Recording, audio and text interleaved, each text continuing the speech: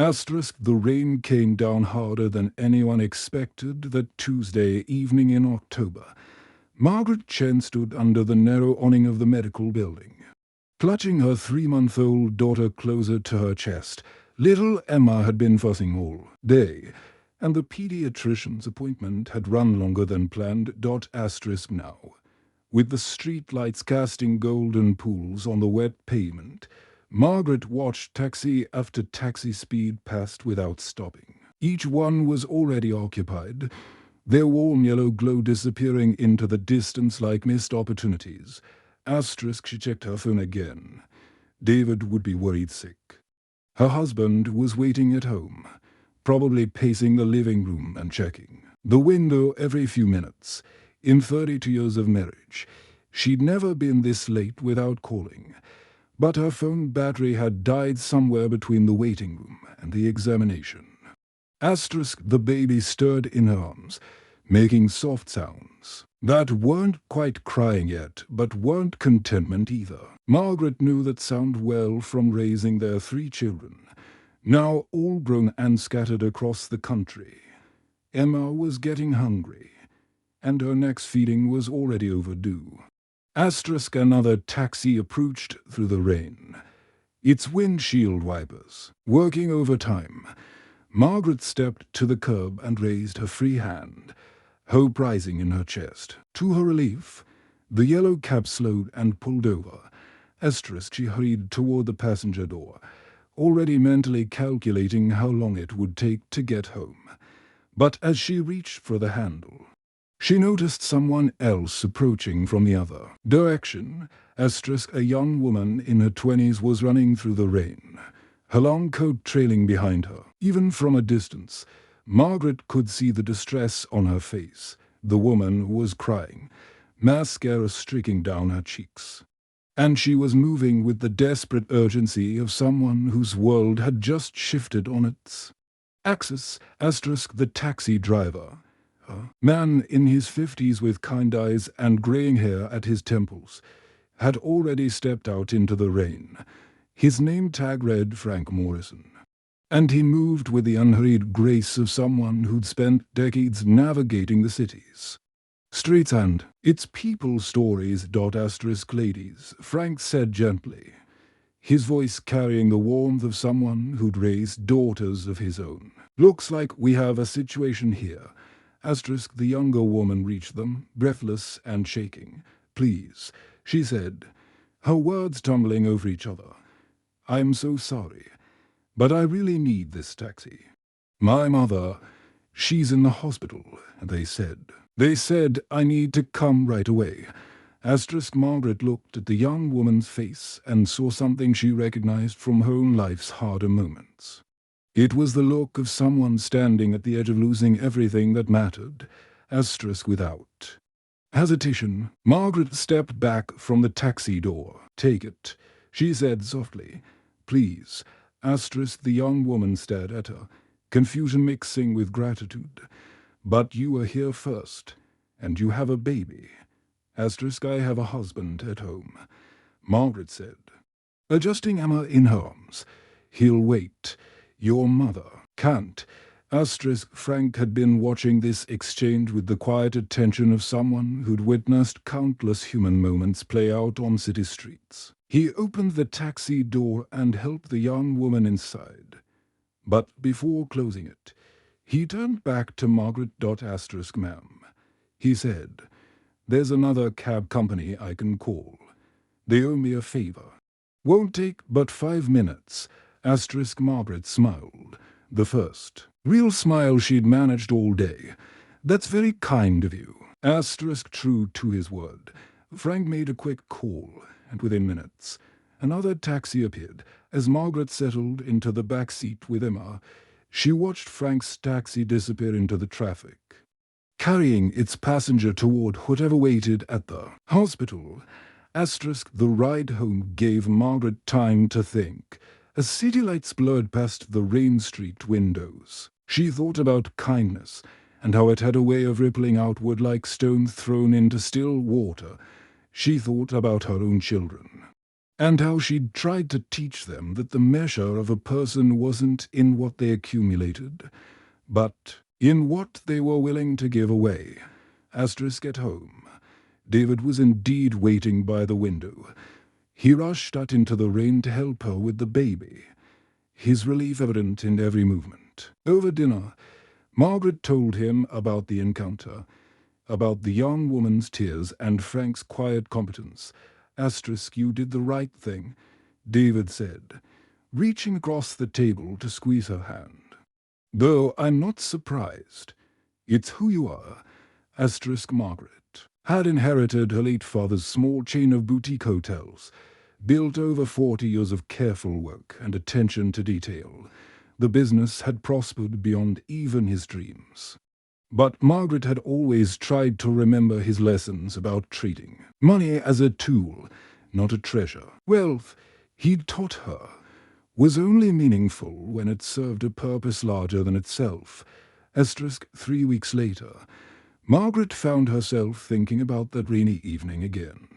She'd never learned what happened to the young woman, whether she'd made it to the hospital in time, whether her mother had recovered. Some stories, Margaret knew, were meant to remain unfinished, at least from her perspective. Asterisk, but Frank Morrison, that was different. There had been something about his kindness that went beyond professional courtesy in a city where people often moved past each other like ships in the night. He'd taken the time to care about two strangers caught in the rain. Asterisk Margaret spent several whole days calling taxi companies, describing the evening and asking about Frank. Finally, she found the right dispatch office. The supervisor remembered the call, remembered Frank mentioning the situation with the two women and the baby. Asterisk Frank's one of our best, the supervisor said. Been driving for us for 15 years. Honest as the day is long, and customers always request him specifically. Never had a single complaint. Asterisk, would it be possible to leave a message for him? Margaret asked. I'd like to thank him properly. Asterisk, a week later, Frank returned her call. His voice was warm but slightly puzzled. Ma'am, you really didn't need to track me down. We were all just doing what felt right that night. Asterisk, that's exactly why I wanted to find you. Margaret said, Mr. Morrison, would you be willing to meet for coffee? There's something I'd like to discuss with you. Asterisk, they met at a small diner near the taxi garage. The kind of place where the coffee was strong and the waitresses had been working the same shift for 20 years. Frank arrived in his off-duty clothes, looking younger somehow without his taxi driver's uniform. Asterisk, I've been thinking about that night. Margaret began.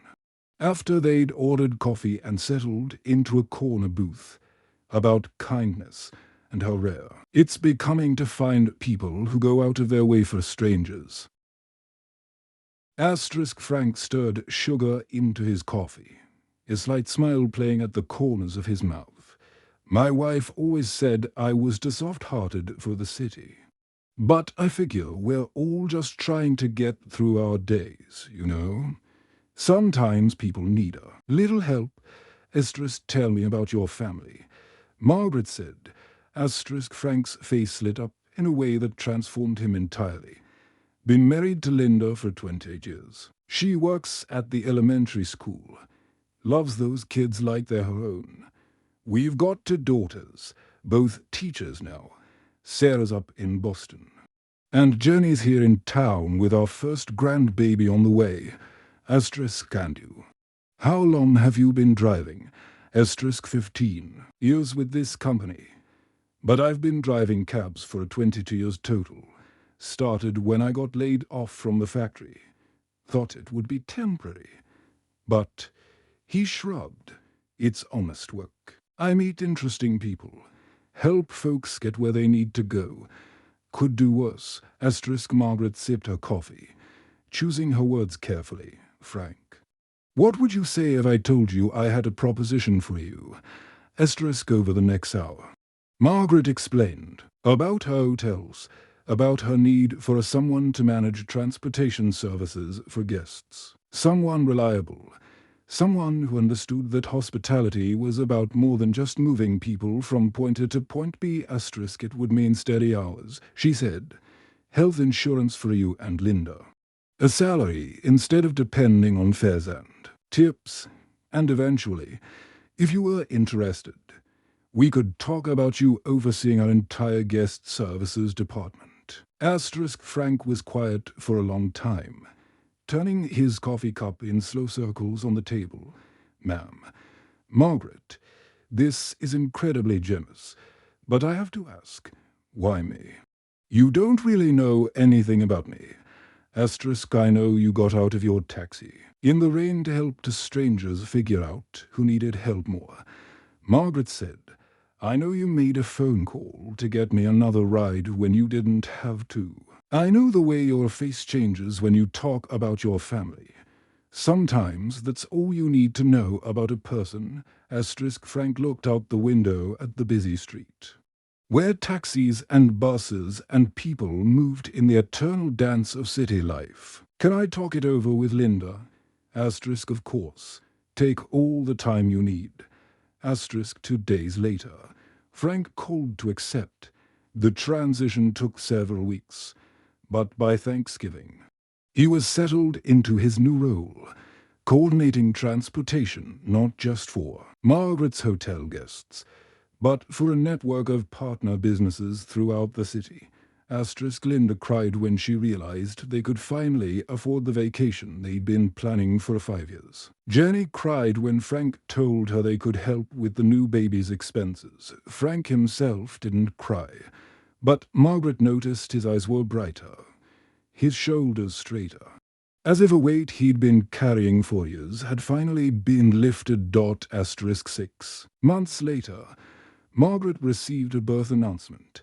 Jennifer Morrison Kowalski, 7 pounds, 3 ounces, born at 3:17 a.m. on a Tuesday in April, on the back. Jenny had written a note.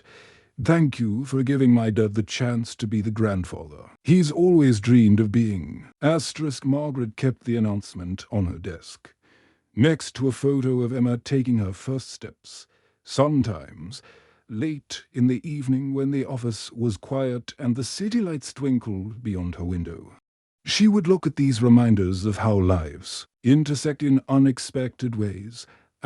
She thought about that rainy October evening, about split-second decisions and their long consequences, about how a moment of kindness can ripple forward through years, touching people you'll never meet, creating stories you'll never fully know. Frank still asked about the young woman sometimes. Wondered if her mother had recovered, if she was all right. Margaret wondered too, but she'd learned that some acts of kindness are like seeds planted in fertile ground. You don't always get to see the flowers they eventually become, but that doesn't make the planting any less worthwhile. The rain still comes down hard in the city sometimes. Taxis still splash past people waiting under narrow awnings. But somewhere in the network of small kindnesses that keep the world turning, Frank Morrison continues to help people get where they need to go, one passenger at a time, one gentle gesture at a time. And Margaret continues to remember that the best investments aren't always the ones that show up on financial statements. Sometimes they're the ones that show up in birth announcements, in family vacations finally taken, in the quiet satisfaction of knowing that kindness, once offered, never really ends.